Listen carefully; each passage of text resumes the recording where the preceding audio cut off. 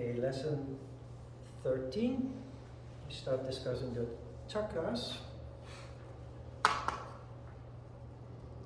And instead of starting with Muladhara Chakra, which is the first chakra from the bottom, we start with Ajna Chakra. And the reason for that is, it is the most important chakra. Ajna Chakra is the mental body. It's the location of intellect. It's where we have mental willpower. There's two kinds of willpower. There's physical willpower in Manipura Chakra, mental willpower in Ajna Chakra. Mental willpower is nurtured, developed through the practice of meditation, of course. Ajna Chakra also is cultivated through the practice of meditation. The reason why Ajna Chakra is so important is because it is considered to be the boss in our system. It is the general, the commander-in-chief in our system. Without the control of Ajna Chakra, the lower chakras do what they want.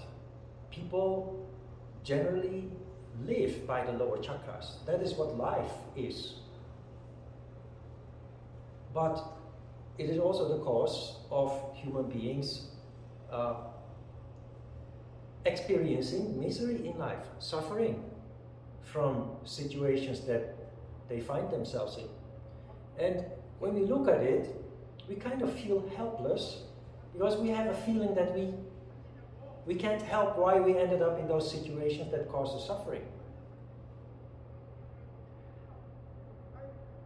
So it is very important to start with Ajna Chakra and to develop, most of all, Ajna Chakra. It starts with consciousness, which is the most important aspect of yoga practice, is to awaken consciousness in the first place and to then continually expand that consciousness. And that consciousness starts with the self, really.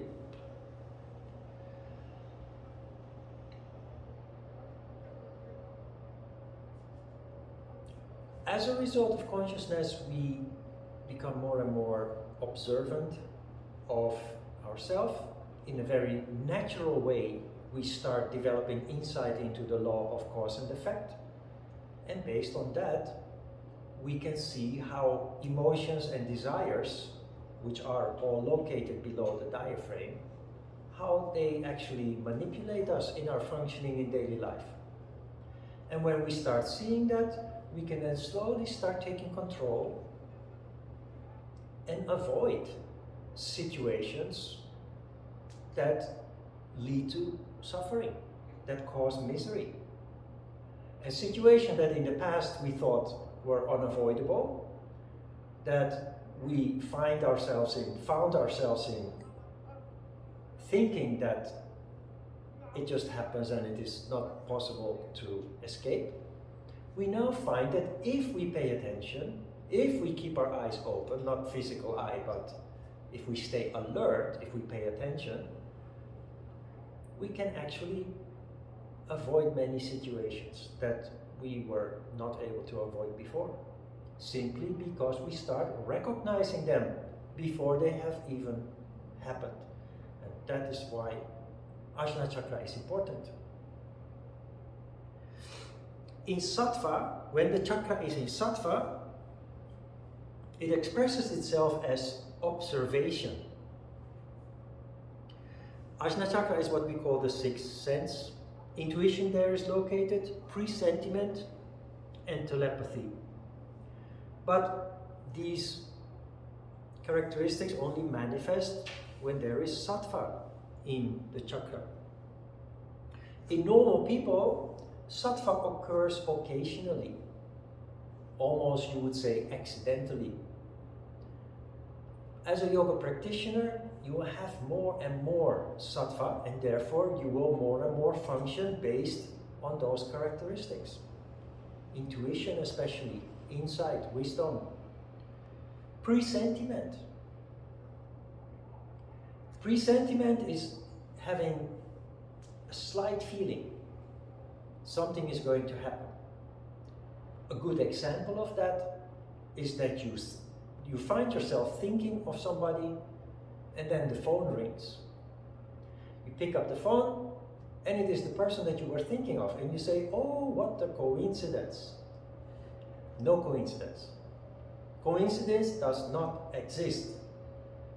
There is a reason why you were thinking of that person and why at that moment the phone was ringing. There can be various reasons. It's possible that you picked up the vibration of that person thinking of you and dialing your phone number. It's also possible the other way around. You had this feeling, this thought about that person, which that person picked up. The person picked up the vibration of your thought and decided at that very moment to give you a call. This happens usually subconsciously.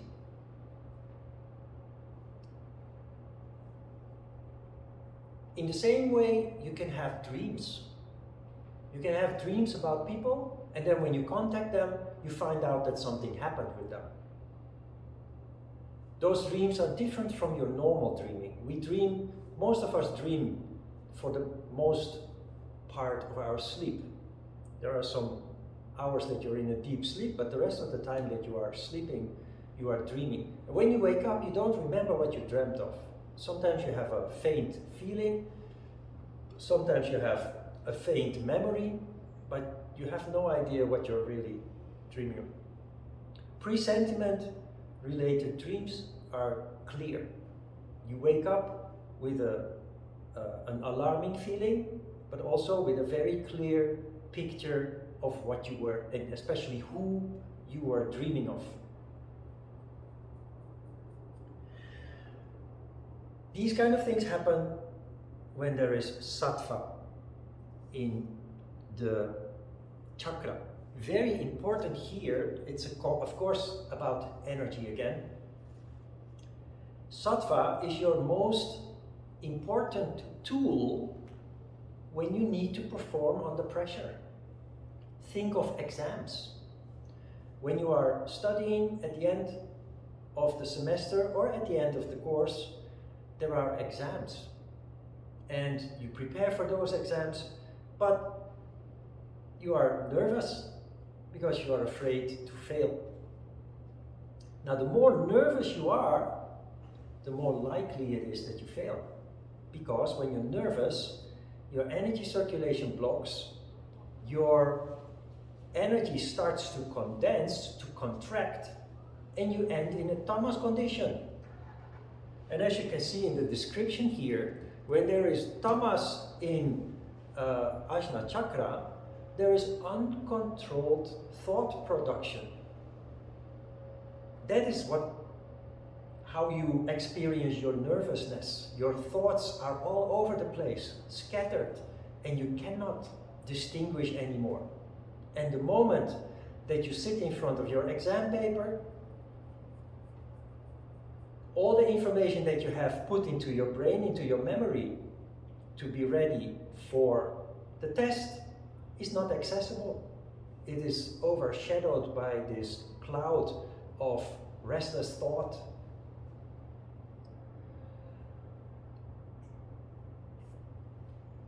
What I did when I was in school was always the opposite of what other students did, and it made me think that I was a bad student. Later, I started to understand that it was a good thing. I would prepare for my exams, but when arriving at school, I would see other students still with their notebooks and with their books, still trying to pump in more information. Up until the moment that you enter the exam room, they would continue frantically to try to get a grip on their subject. What I did, I would always arrive early, and I would just get a cup of tea in the canteen and sit in front of the window, staring out in the street, people passing by going to the tram stop, cars passing by, and I would just sit there, nervous, but the good kind of nervous.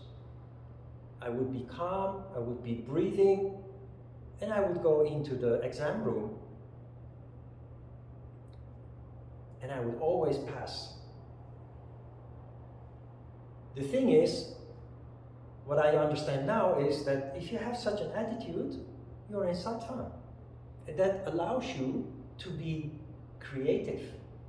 It allows you also access to all that information that you have put into your memory by studying the subject that you are doing your exam for.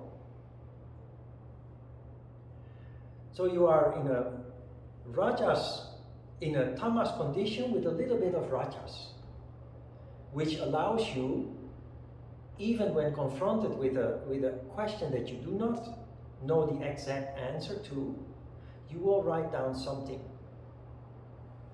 You use your creativity, you write down something that is at least related to the question. It doesn't accurately answer the question, but you show to the person who is the teacher who is checking the correctness of your answers, will have a feeling that yes, it's not fully correct, but he knows what he's talking about. And with that, you always get points from the examinator. You're creative. You write something down related to the subject, it will come close to the correct answer, and there you go. You always get some points for that. In rajas, you see, there is creation of thought and thought control. So, because energy is always fluctuating, a total sattva condition does not exist. But sattva, with little flashes of rajas, puts you in the perfect condition to sit for an exam or other difficult questions in life, other difficult situations in life. Think of relationships, professional or personal, where you find yourself in complex, complicated or difficult or even scary situations that you need to handle. In tamas, you shut down, and that is where most people end up. They have no idea what's going on, they become nervous, and they kind of drown themselves in that nervousness. Energy is contracting, and they have no access to their memory anymore.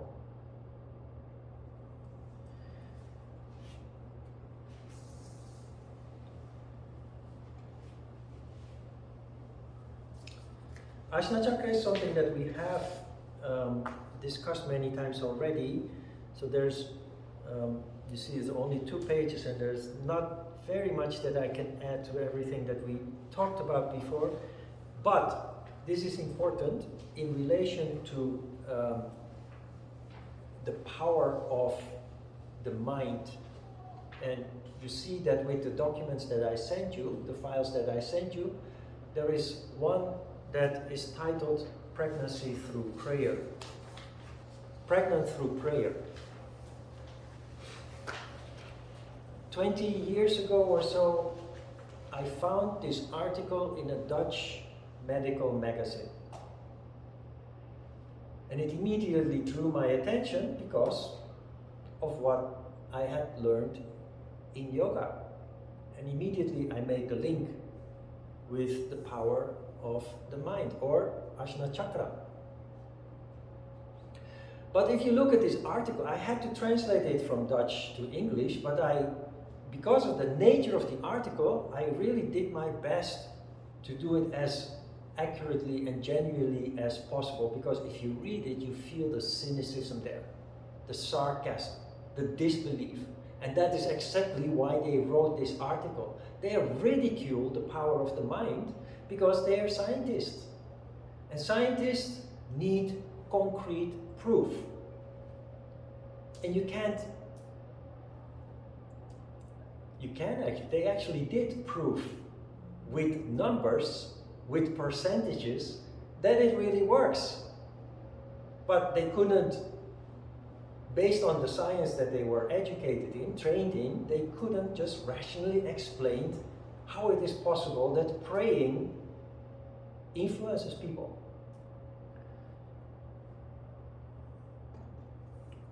It was actually an experiment that was done in Korea, in the Cha Hospital, which is famous for IVF treatment. Foreigners and Korean people alike, if they have difficulty getting pregnant, it's very likely they end up in the Cha Hospital in Korea. They had 199 women who were receiving treatment to become pregnant, IVF treatment to become pregnant, and they divided them into two groups. The placebo group, for whom was not prayed, and a group of women for who was prayed by three groups of Christians from the US, Canada, and Australia. The first group was shown pictures of the women whose fertility they were to pray for. The second group prayed to support the first group, and the third group prayed for the first two groups, supporting both of them, strengthening, reinforcing the power of prayer. Amazingly, 50% of the women in the first group, in the group for whom was prayed, became pregnant, and only 26% of the placebo group.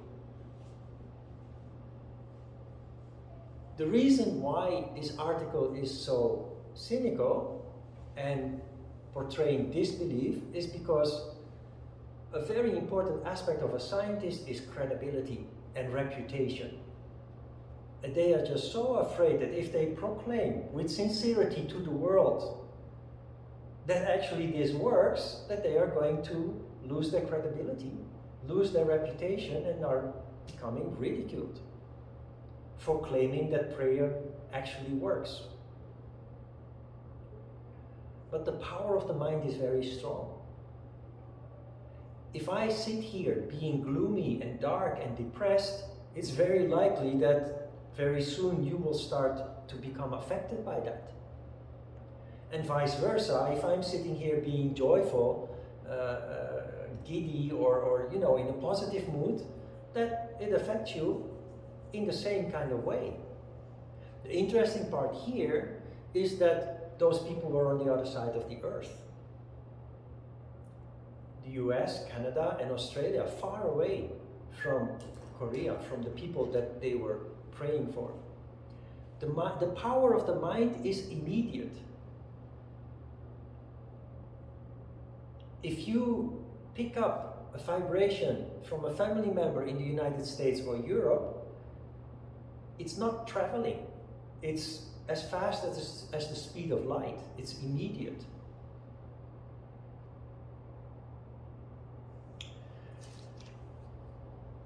Once you start understanding this, you understand the power of positive thought, positive behavior, positive attitude. That is not only important for you, but it becomes important for other people because you know that your state of mind affects other people. Healing is based on this principle. But have you ever heard of voodoo? Voodoo is black magic to harm people. It's the opposite of healing. It's based on the same principle. If you have negative thoughts of a certain person, on a subtle level that affects those people. And the more power of concentration you have, the deeper the effect. So a voodoo practitioner is usually a priest, is a person who has been trained in meditation. And a healer, likewise. Yoga is the foundation healing is a specialism that follows after laying the foundation with yoga. It's based on your ability to concentrate. Not only concentrate, but to have large amounts of energy that you can then project. Direct and project.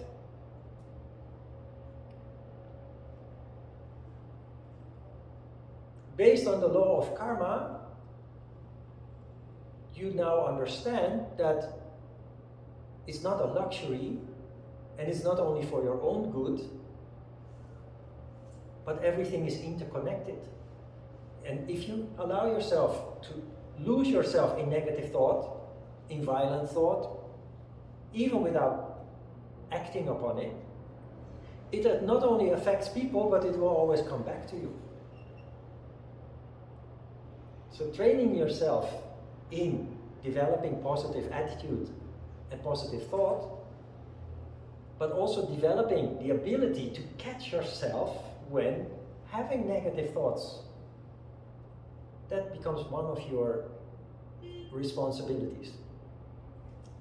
As a result, your life will become much better, but you will also, unknowingly to those other people, make other people's lives better. From the person at the cash register in the supermarket, to family members at home, to your colleagues in the workplace. You will see with time that the fact that you practice yoga changes other people's lives considerably, especially at home, in the family, and at work. If you have a fixed workplace where you work for years, it completely changes the atmosphere. Just one person practicing yoga. That is the power and the importance of Ajna Chakra.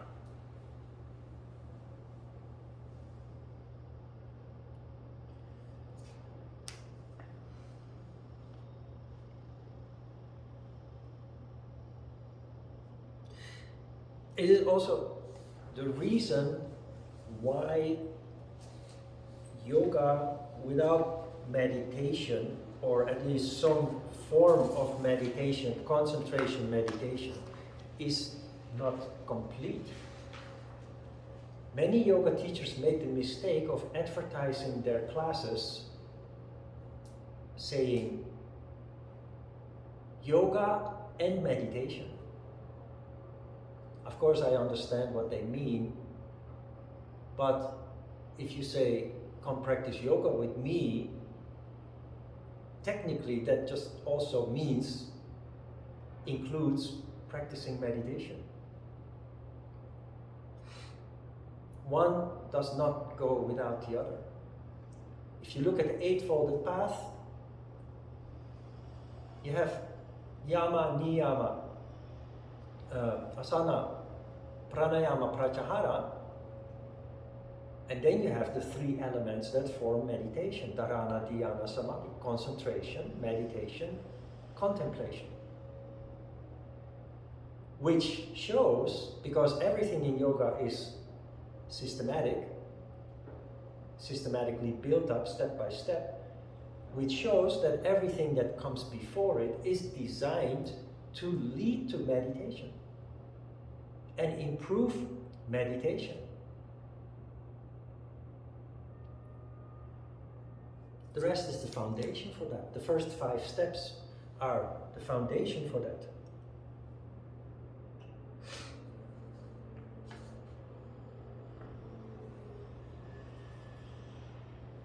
Questions? An important aspect is maybe a little bit difficult to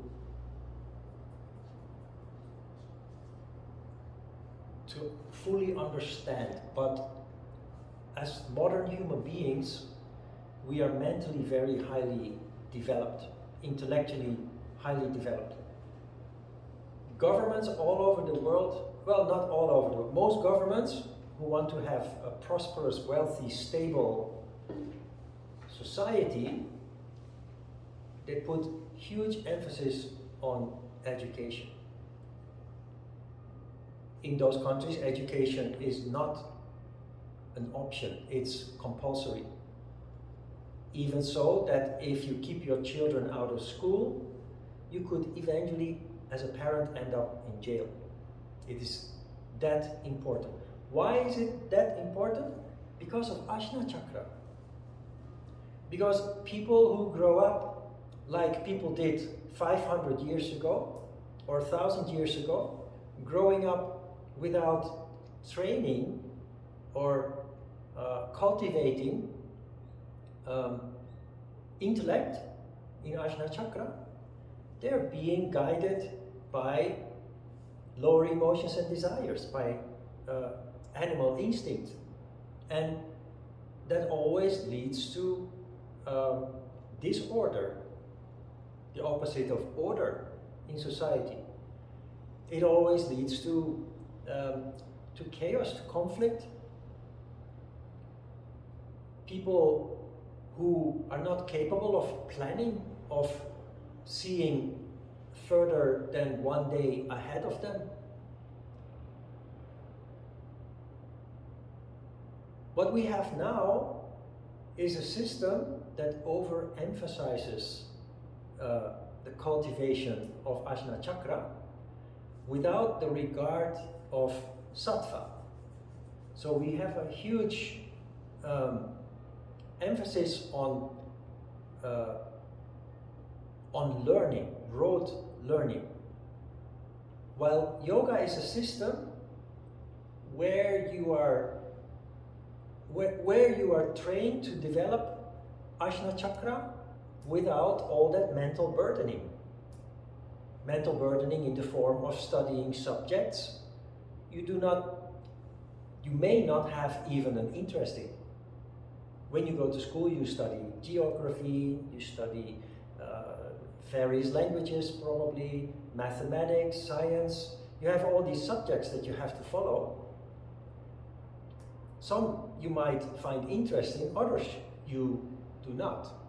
And that leads to a kind of indigestion in the brain, a mental indigestion. That does not undo the importance of the cultivation of Ajna Chakra. Compulsory education is over a period of 15 years of your life, sometimes even longer, and there is a reason why governments find that so important. That foundation has been laid, so we do not, if you look at the system of yoga in the past, it would also take many years of yoga training for the practitioner, the yoga practitioner, to be ready to learn higher techniques of yoga. So we do not have that situation. The government has done that job for us. But what we are trying to do here now is to take a step back, go back to the basic, go back to the essence of what it was all about. When education became important for governments, so important that they made it compulsory, they had a clear objective, which most people do not really realize. It is where civilization comes from. It is how it is possible that large parts of the world do not experience war anymore. While in the past, the world was a hotbed of conflict and war. It's all in Ajna Chakra, but Ajna Chakra in combination with Sattva. You see that real leaders, they are not just intellectual, they are wise, they have insight. They have the capability to be diplomatic, to swallow their ego and their pride, and to find solutions without the need for conflict.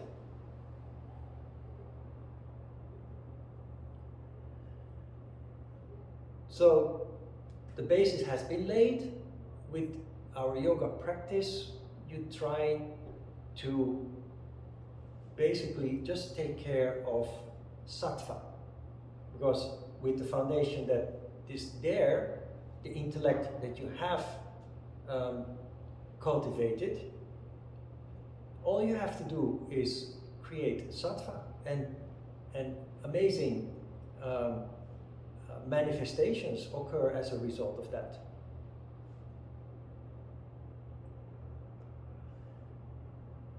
it is that what changes our lives and also the lives of the people around us. I have seen this in practice myself. I've told you a little bit about my childhood, growing up in a big family, that in my teenage years and my siblings' teenage years ended up in a dark hole for all of us. And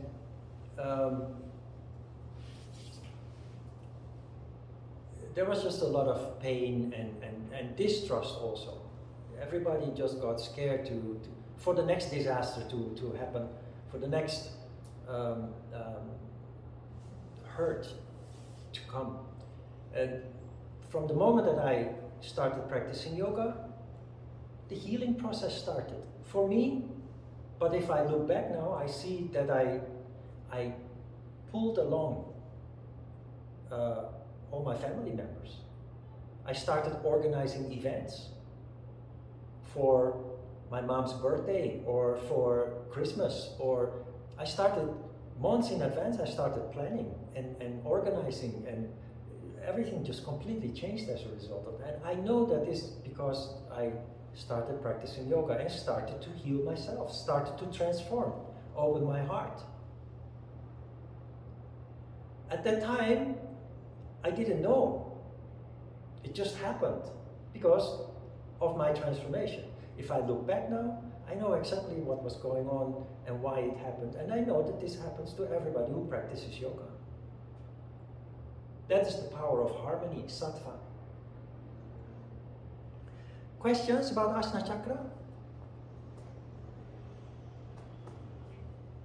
Okay, the second part, Kriya, is part of the meditation. The meditation now becomes 5 minutes longer, and we start with a Kriya exercise, followed by concentration on nada. So because it is part of the meditation, we will first do asana, then we will look at that part of Kriya, and then the meditation. Okay? Let's have a short break.